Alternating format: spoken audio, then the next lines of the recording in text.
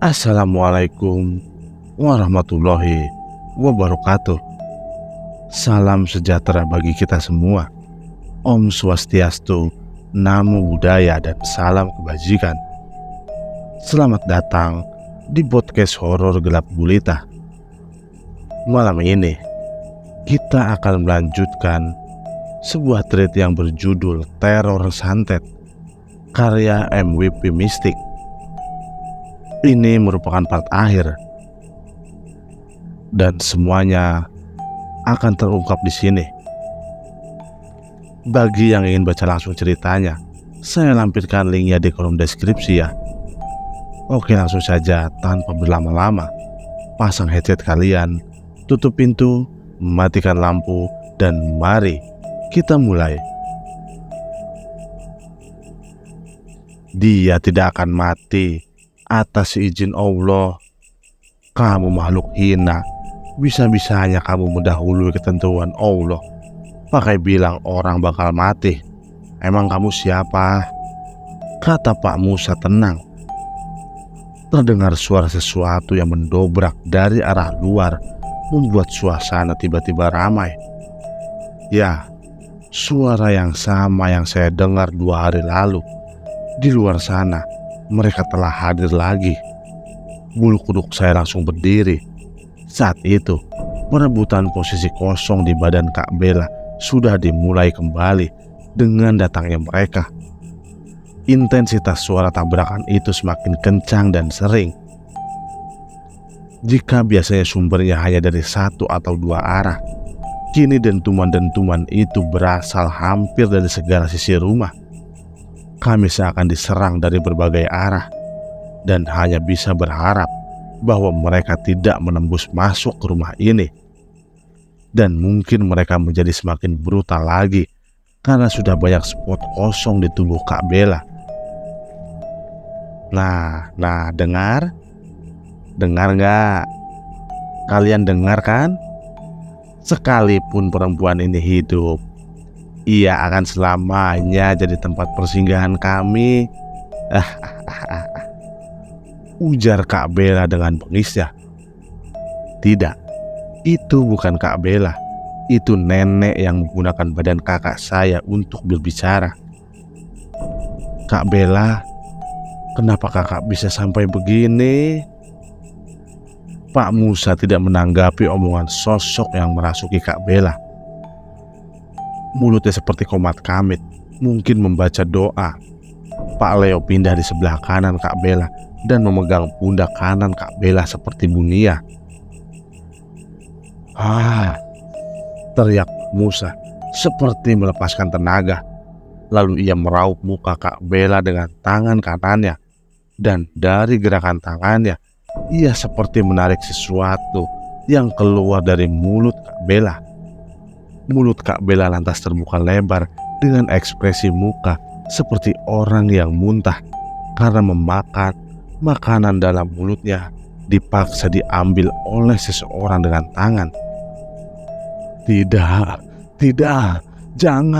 jangan tarik, sakit, teriak Kak Bella dengan suara seperti laki-laki tua yang berat. Kak Bella seperti memuntahkan sesuatu ke lantai. Tapi yang saya lihat hanya seperti bayangan hitam. Tidak ada benda fisik yang kasat mata.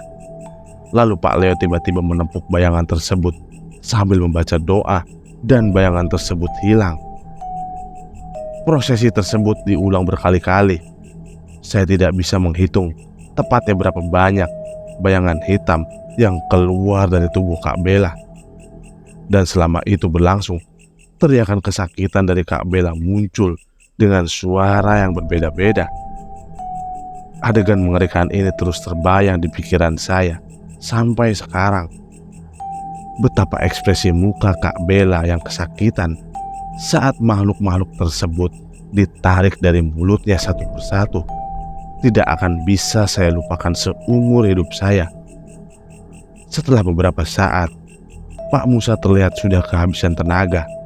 Sementara itu suara di luar seperti benda menabrak sesuatu terus terdengar silih berganti dari berbagai arah dengan jeda semakin singkat. Suara itu seakan mengelilingi kami. Kami bagaikan sekumpulan domba dikepung serigala dan hanya berharap pada sebuah gerbang yang kapan saja bisa terbuka. Saya melihat jam dinding. Saya ingat waktu saat itu menunjukkan pukul 1 dini hari. Pak Musa terlihat mengistirahatkan diri sambil terus mengawasi gerak-gerik Kak Bella. Tatapan mata Kak Bella sangat liar. Sepertinya ia ingin bergerak menyerang Pak Musa, tapi tidak bisa karena Bu Nia dan Pak Leo yang memegangi pundaknya mengunci gerakannya. Kak Bella hanya bisa menggeram dan menatap Pak Musa dengan tatapan marah. Tiba-tiba Kak Bella tertawa dengan suara si nenek itu lagi. "Kamu sudah kehabisan tenaga. Sebelum berhasil mengeluarkan saya, kamu sudah mati duluan," ujarnya angkuh. Pak Musa tidak menanggapi. Ia terlihat santai dan duduk bersila sambil mulutnya terus memanjatkan doa. Sepertinya yang tersisa memang tinggal si nenek. Dan karena tadi tenaga Pak Musa cukup terkuras banyak, jadi sepertinya Pak Musa mencoba mengumpulkan lagi tenaganya. Sekitar setengah jam Pak Musa komat kami duduk membaca doa sambil mengatur nafas. Lalu ia berdiri. "Hah!" teriak Pak Musa sambil meraup muka Kak Bella seperti prosesi awal. Kak Bella terlihat seperti melawan dan mencoba menarik badannya ke belakang. Sesuatu yang ditarik Pak Musa sepertinya terlepas karena Pak Musa kembali meraup muka Kak Bella. Adegan tarik-tarikan ini berlangsung cukup lama. "Kalau kamu tarik saya lagi, jiwa anak ini akan saya bawa juga," ancam Kak Bella dengan suara nenek itu. Pak Musa tidak menanggapi omongan Kak Bella. Mulutnya terus komat-kamit melafalkan doa dan kembali mencoba menarik bayangan hitam itu keluar dari badan Kak Bella. Kali ini bayangan yang ditarik makin lama semakin panjang. Pak Musa sampai harus mundur beberapa langkah karenanya. Sementara itu, ekspresi muka Kak Bella benar-benar seperti orang kesakitan yang amat sangat. "Leo, tahan! Ditahan, Leo!" Pak Musa berteriak. Lalu tiba-tiba Pak Musa mental dan terjatuh. Bayangan hitam itu keluar dari mulut Kak Bella, dan Kak Bella terlihat lemas, tidak ada kesadaran. Begitu juga Pak Musa yang saat itu sudah terkapar tidak bergerak di lantai setelah terpental tadi. Bayangan hitam itu terlepas dari pegangan Pak Musa yang pingsan, lalu berbalik arah lagi menuju Kak Bella. Tetapi Pak Leo bergerak cepat. Bayangan tersebut ditepuk dengan kedua tangannya seperti yang sudah-sudah dan hilang. Semua yang kalian baca ada dalam penglihatan saya, di mana yang ditarik Pak Musa berupa bayangan hitam. Tapi kalau Mama dan beberapa orang lainnya dalam ruangan itu tidak melihat apa-apa. Pak Leo langsung menghampiri Pak Musa, lalu memeriksanya. Alhamdulillah, Pak Musa hanya pingsan, mungkin kehabisan tenaga, dan segera dipindahkan di atas sofa. Lalu Kak Bella yang juga tidak sadarkan diri dipindahkan ke kamar. Pak Kiai Hasan terus melantunkan doa dan zikir untuk memagari kami, setidaknya sampai azan subuh berkumandang. Tapi kondisi di luar semakin berisik dengan dentuman-dentuman yang semakin menggila. Semua ini karena ada satu ruang kosong besar di tubuh Kak Bella yang diincar oleh semua makhluk mengerikan di luar sana. Tubuh Kak Bella juga belum aman. Tidak lain karena tubuh Kak Bella sekarang kosong, tetapi pintunya belum ditutup karena Pak Musa keburu pingsan kehabisan tenaga. Kalau begini, apa Kak Bella akan terisi lagi? Kami bertahan cukup lama sampai akhirnya azan subuh berkumandang. Perlahan suasana yang berat mulai terasa nyaman. Suara gemuruh berisik di luar berangsur hilang seiring terbitnya matahari. Pak Musa sudah siuman. Pak Musa meminta maaf kalau ia sampai kehilangan kesadaran, karena bisa dibilang beberapa hari belakangan ini cukup menguras tenaga. Alhamdulillah Pak, sudah dikeluarkan semua. Alhamdulillah tidak memakan waktu terlalu lama. Biasanya kalau banyak gini bisa berminggu-minggu, bisa bulanan, bahkan ada yang tahunan, kata Pak Musa. Sekarang tinggal menutupnya aja Pak, supaya badan Mbak Bella ini tidak mengundang makhluk-makhluk halus lain untuk masuk. Mudah-mudahan saya masih bisa melakukannya ya Pak, karena ini perlu dilakukan bertahap juga, tambah Pak Musa. Iya Pak, kami mengikuti aja baiknya bagaimana. Terus langkah selanjutnya gimana Pak? Tanya papa saya. Nanti kalau sudah siuman, Mbak Bella akan dimandikan untuk meluruhkan energi-energi dan aura negatif yang tersisa, dan pelan-pelan akan saya tutup supaya tidak kemasukan lagi. Sama mungkin kalau diizinkan ditutup juga sebagian ingatannya Pak, agar tidak kepikiran sama kejadian ini terus. Dan kalau bersedia juga, nanti kita bisa ditanya soal bungkusan yang Mbak Bella maksud. Jelas Pak Musa yang dijawab anggukan papa. Kami menunggu, dan akhirnya Kak Bella siuman. Saat itu juga Kak Bella langsung dimandikan dengan campuran air yang sudah didoakan dan air kelapa hijau. Setelah ia mandi, entah kenapa ada sesuatu yang beda. Mama saya spontan memeluk Kak Bella dan menangis. Iya ini anak mama, Bella, kamu sudah balik, alhamdulillah, terima kasih ya Allah, ujar mama saya sambil memeluk dan menciumi Kak Bella tak henti-henti. Sepertinya mama saya juga melihat perubahan yang tidak bisa dideskripsikan dengan kata-kata. Setelah Kak Bella merapikan diri, Kak Bella diajak ngobrol sama Pak Musa. Yang dimaksud bungkusan hitam itu gimana Bella? Sekitar hari Jumat kemarin ada kiriman paket bunga ke saya yang antar office boy, tapi kata dia itu dari tukang bunga. Gak ada nama pengirim maupun nama toko bunganya. Selain bunga, ada kotak kado juga. Pas saya buka kotaknya, ada isi kantong plastik hitam lagi, dibungkus rapat pakai lakban. Kak Bella pun melanjutkan, tapi saya nggak sempat buka karena saya buru-buru ada meeting di luar. Saya bawa bunga sama kotaknya dan saya masukin di bagasi mobil.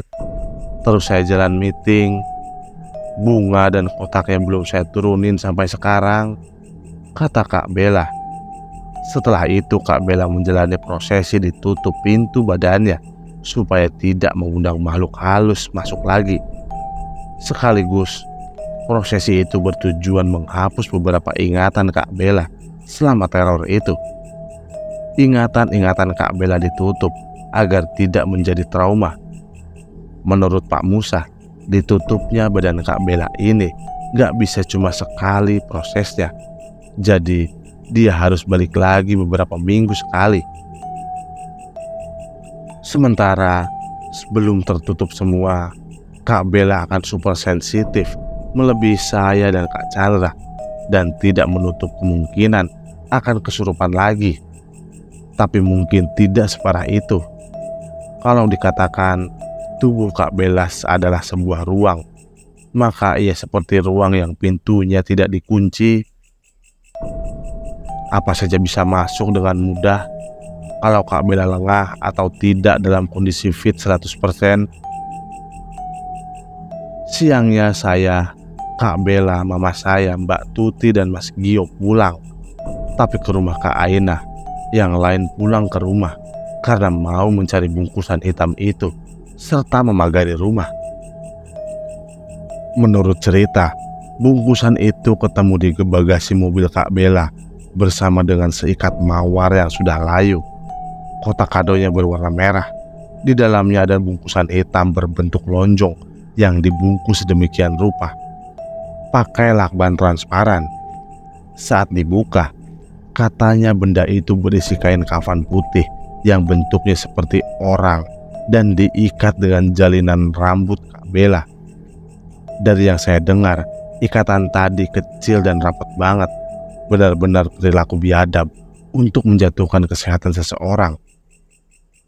Waktu dibuka, boneka kafan itu ternyata berisi tanah kuburan, kembang 7 rupa, potongan foto Kak Bella, kertas dengan tulisan yang gak jelas apa maknanya, serta ada pecahan kulit telur bebek.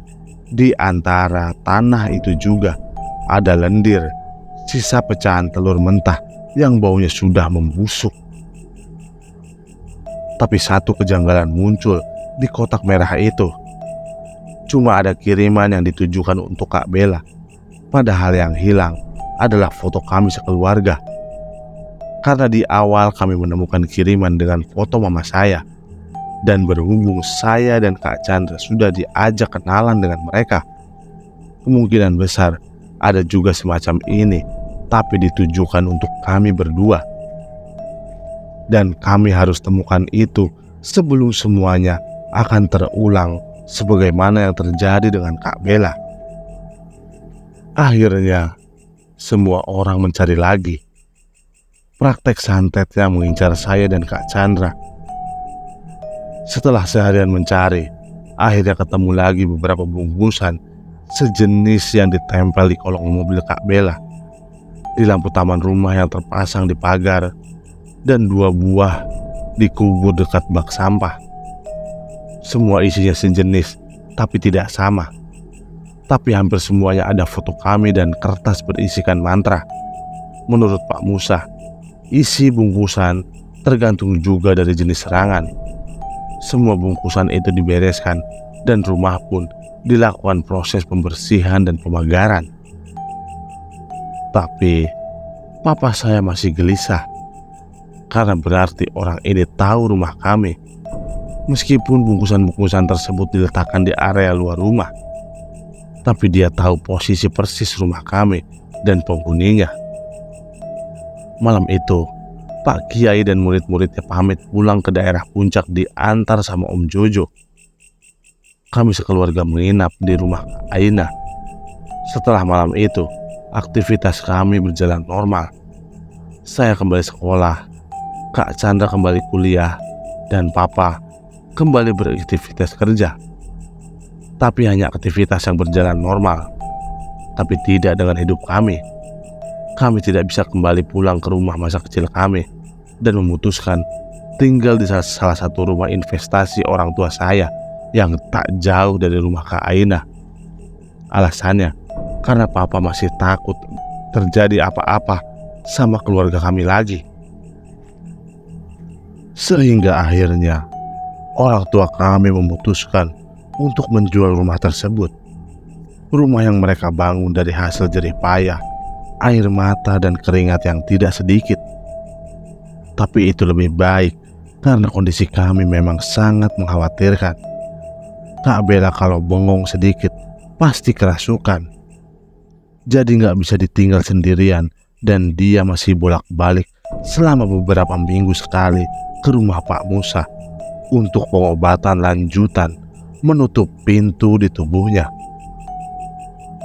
Hingga 2 minggu kemudian, Kak Bella dihubungi oleh teman kantornya dulu dan mendapatkan kabar kalau virus laki-laki yang sempat mendekati Kak Bella tiba-tiba menghilang tanpa jejak. Hampir berbarengan dengan pengunduran diri Kak Bella yang diurus Papa dulu. Bahkan gosip yang beredar di kantor, justru Kak Bella dan virus dituding kawin lari, karena secara bersamaan keduanya menghilang tanpa sempat perpisahan. Sehingga teman-teman Kak Bella tersebut berusaha mencari tahu kebenarannya. Selang 2 minggu dari kabar menghilangnya virus, kami mendapat kabar yang lebih menyakitkan dan menyedihkan. Berita duka cita itu datang dan mengagetkan kami semua. Pak Musa meninggal secara tiba-tiba di rumahnya. Padahal Sehari sebelumnya, Kak Bella dan orang tua saya masih berkunjung untuk pengobatan dan penutupan lanjutan. Sampai akhir hayatnya, Pak Musa tidak memberitahu kami siapa pelakunya. Kami pun tidak mencari tahu lebih lanjut. Selama kami bisa tenang, kami rasa itu sudah cukup. Hanya ada spekulasi-spekulasi asal. Apa mungkin pelakunya adalah virus yang tiba-tiba menghilang? Atau ada pelaku lain yang berpura-pura tidak tahu lalu memasang muka baiknya di hadapan kami?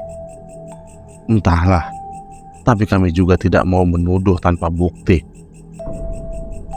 Kami sekeluarga memutuskan menutup buku dengan tidak mencari tahu siapa dan kenapa. Membiarkan akhir ini tak berujung dengan menyalahkan atau mengutuk seseorang. Karena kalaupun tahu, kami tetap gak bisa berbuat apa-apa. Mau dilaporin polisi, ya gak bisa. Mau balas dendam, yang gak mungkin. Kami bukan orang yang levelnya serendah pelaku itu. Toh mau ditanya alasan dia juga pasti gak akan nyambung. Karena dari cara dia memperlakukan Kak Bella, sudah terlihat bagaimana rendahnya sama cara dia berpikir. Jadi ya sudahlah, biarkan Allah yang membalasnya, entah di dunia atau di akhirat kelak. Bagaimana nasib Kak Bella? Kak Bella akhirnya menikah dengan Bang Doni, tunangannya, dan dikaruniai 4 anak. Namun kebersamaan keduanya gak berlangsung lama, karena beberapa tahun kemudian Bang Doni meninggal secara mendadak. Katanya disebabkan komplikasi akibat talasemia, penyakit yang harusnya bawaan dari lahir dan tidak tahu kenapa baru diketahui setelah dia berumur 30-an dan sudah komplikasi pula. Tapi ya kembali lagi, itu jalan Allah. Sampai sekarang Kak Bella masih super sensitif sama makhluk-makhluk halus, walaupun sudah gak pernah kesurupan. Karena memang saat Pak Musa meninggal, beliau belum menuntaskan pengobatannya. Begitulah hal yang berjalan sampai saat ini. Di kalimat penutup saya ini, saya tidak akan bilang semoga terhibur dengan cerita ini, karena memang tujuan saya cerita bukan untuk menghibur pembaca. Tidak ada sedikit pun unsur hiburan dalam cerita ini. Ini tragedi besar yang merubah hidup kami sekeluarga. Saya cuma berharap pembaca bisa menarik hikmah dan pembelajaran dari apa yang kami sekeluarga alami. Tetaplah berpegang teguh kepada iman kalian. Senantiasalah berdoa, memohon perlindungan dari kejahatan makhluk lain, baik sesama manusia atau jin yang ada di sekitar kita. Semoga kita senantiasa berada dalam naungannya. Amin. Teror santet selesai sampai di sini. Oke, itulah tadi akhir dari Teror Santet karya MVP Mystic. Dan terima kasih sudah menonton cerita horor kali ini. Jika Anda menikmati kisah ini, jangan lupa untuk like, share, dan subscribe agar Anda tidak ketinggalan cerita-cerita menyeramkan lainnya. Aktifkan juga lonceng notifikasinya supaya Anda menjadi yang pertama tahu ketika ada video baru. Jika Anda punya pengalaman horor atau cerita seram lainnya, tuliskan di kolom komentar di bawah. Sampai jumpa di cerita berikutnya. Dan ingat, hati-hati saat gelap tiba. Selamat malam.